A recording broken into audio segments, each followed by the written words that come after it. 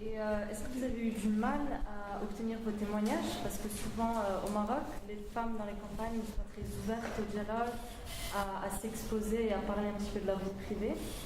Effectivement, c'est des, c'est des sujets que j'ai beaucoup... j'ai commencé déjà par identifier les personnes qui pouvaient m'aider à, à- à toucher ces femmes-là.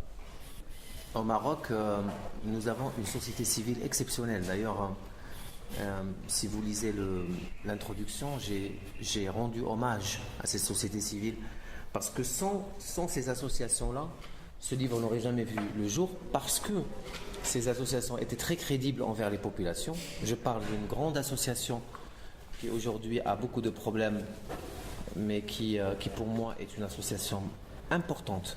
C'est l'Association marocaine des droits de l'homme, la MDH. Mais je parle également de la fondation ITO, qui a travaillé énormément sur le mariage coutumier, qui ont fait des caravanes, un nombre important de caravanes de sensibilisation, et qui ont permis à cette thématique-là d'être désenclavée, d'être connue par un maximum de personnes.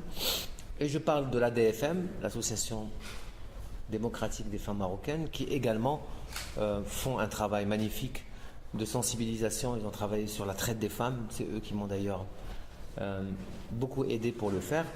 Donc il y a un travail de terrain à faire, de, de repérage,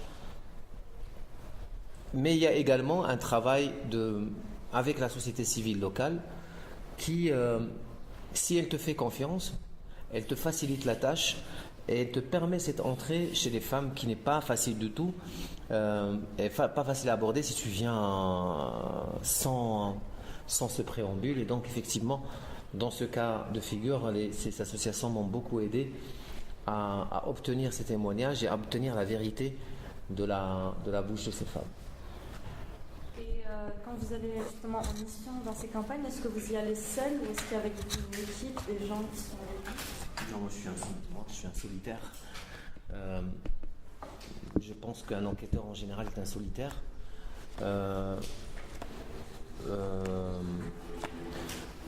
On se documente beaucoup, on travaille. Moi je travaille beaucoup sur le sujet, que ce soit en fond documentaire qui est disponible, qui est celui d'Internet, mais également dans les journaux, dans les documents qu'on peut avoir dans les journaux.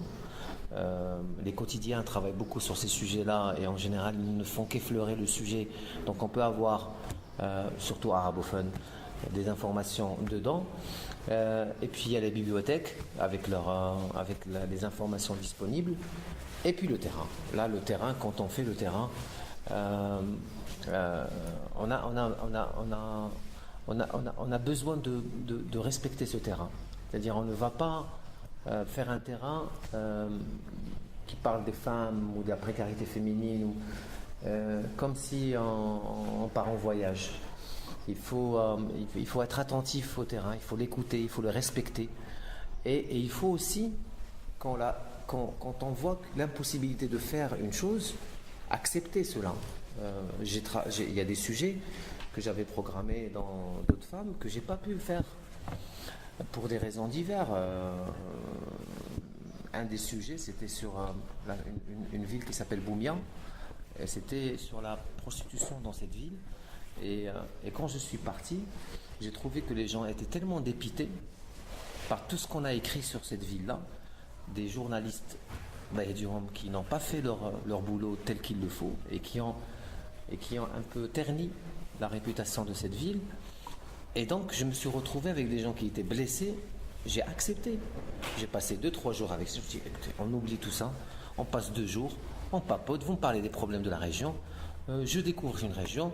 Et ça, c'est aussi faire du terrain, c'est-à-dire accepter que quand les gens ne veulent pas parler d'un sujet, ne sont pas prêts pour en parler, se dire, ben voilà, je respecte la volonté des gens, je respecte ce terrain-là, et puis peut-être qu'on le fera une autre fois, dans des conditions meilleures. Il faut toujours faire les choses avec l'aval, l'approbation et la complicité des gens. Et tous ces textes-là ont été faits avec l'approbation et l'aval des gens. Et moi, pour moi, c'est très important.